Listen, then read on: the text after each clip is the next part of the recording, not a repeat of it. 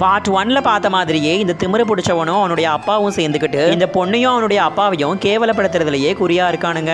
இந்த பையனுடைய அப்பா அவரோட பாஸுக்கும் கால் பண்ணிட்டு, மேம் உங்களுடைய கம்பெனி கார் ரொம்பவே ஆக்சிடென்ட் ஆயிடுச்சு, அதை சரி பண்றதுக்கு ஒரு 50 மில்லியன் தேவைப்படுது, கொஞ்சம் கொடுத்து அனுப்புறீங்களா அப்படின்னு சொல்லி கேட்பான். தென் உடனே அந்த கம்பெனியோடைய மேமுமே இந்த பொண்ணோட அப்பாவுக்கு கால் பண்ணிட்டு, ஹனி என்னுடைய காருக்கு என்ன ஆச்சு, அதை ஏதோ சரி பண்ணணுமாமே, ஒரு 50 மில்லியன் இருந்தா எனக்கு கொடுங்க அப்படின்னு சொல்லி கேட்பாங்க. இதை கேட்டு அங்க இருக்கிற ஆடியன்ஸ் எல்லாருமே ரொம்பவே குழம்பி யோசிக்க ஆரம்பிப்பாங்க.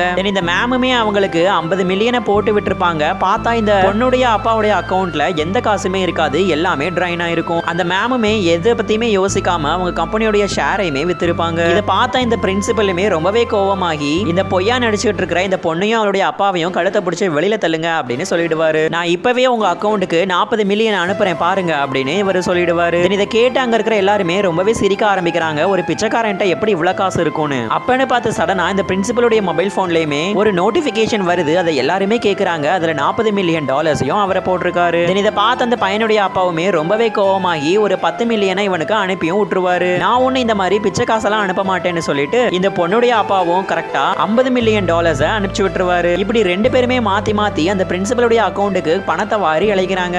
இதனால கோவப்பட்ட இந்த பையனுமே அவங்களுடைய ஃபேமிலி போட்டோவை எடுத்து எல்லாரும் முன்னாடியுமே காட்டுவாங்க. பாருங்க நாங்க எவ்வளவு பெரிய பணக்கார குடும்பத்துல இருந்து வந்திருக்கோன்னு அப்படின்னு சொல்லிட்டு இருப்பான். அப்பவே பார்த்து அவங்களுடைய அப்பாவுமே அவங்க கம்பெனியுடைய ஷேர்ஸ் எல்லாம் வித்து ஒரு 10 மில்லியன் டாலர்ஸையும் இந்த பல்ஸ்க்கு கொடுப்பாரு.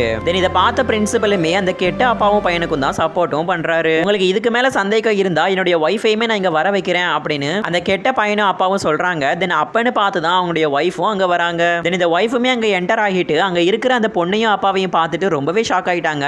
ஏன்னா இவர் தான் அவங்களுடைய ஒரிஜினல் ஹஸ்பண்ட். என்னடா கதை இது இப்படி இருக்குன்னு நீங்க யோசிக்கிறதெல்லாம் எனக்கு தெரியுது. இந்த கதையை பத்தி நீங்க என்ன நினைக்கிறீங்கன்னு கமெண்ட்ல சொல்லிட்டு போங்க.